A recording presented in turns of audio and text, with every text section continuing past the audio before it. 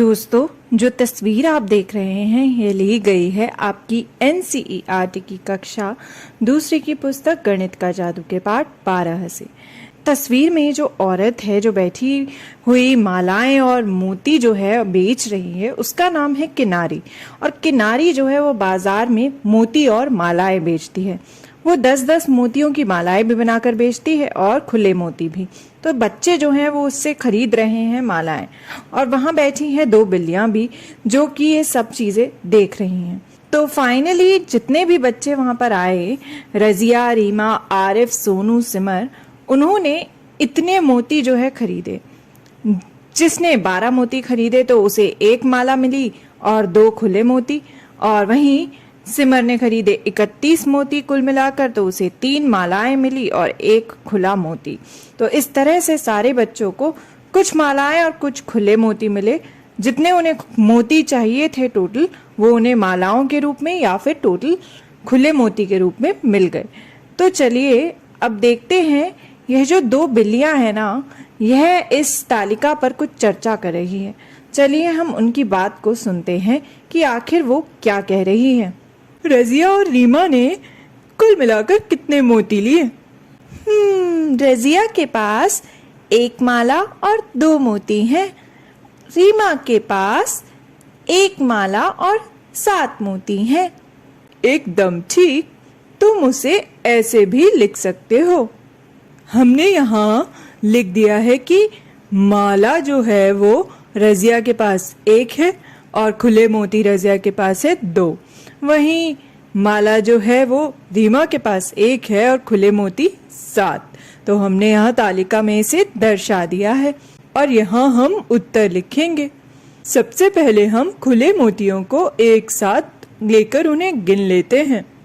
यहाँ 9 मोती हैं, इसलिए मैं इस खाने में 9 लिखती हूँ। चलो सभी मालाओं को इकट्ठा करके एक साथ गिनते हैं। यहाँ 2 मालाएं हैं, इसलिए मैं इस खाने में 2 लिखती हूँ। मैं समझ गई, रजिया और रीमा के पास कुल मिलाकर 2 मालाएं और 9 मोती हुए। यह सही है, रजिया और रीमा के पास कुल मिलाकर 29 मोती हैं, यानी कि 29 बीड्स।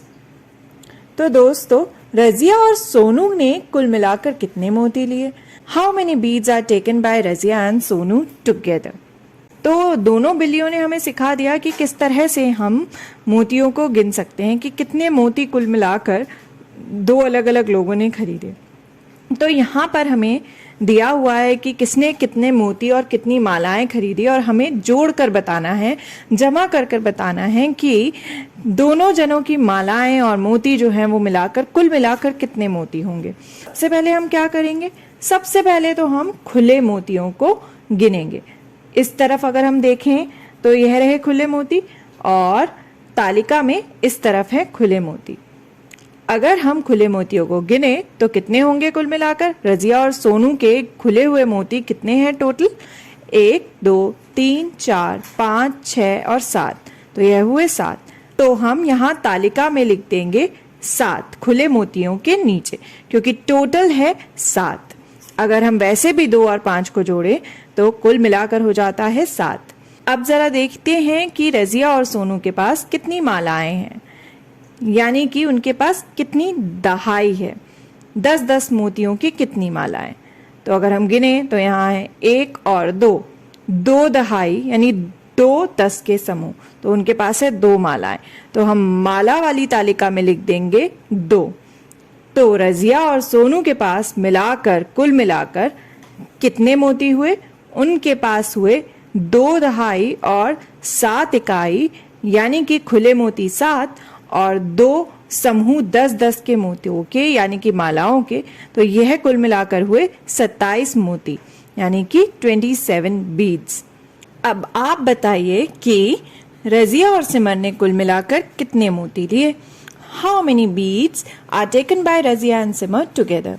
यहाँ पर तालिका भी बनी हुई है और चित्र में भी दिया हुआ है कि रजिया और सिमर ने आखिर कितने मोती लिए, लेकिन हम इन्हें बताएंगे कैसे, जोड़कर, जो कि हमने बिल्लियों से सीखा कि किस तरह से हम मोतियों और मालाओं को एक साथ जोड़ सकते हैं, यानी दहाई और इकाई को एक साथ जोड़कर।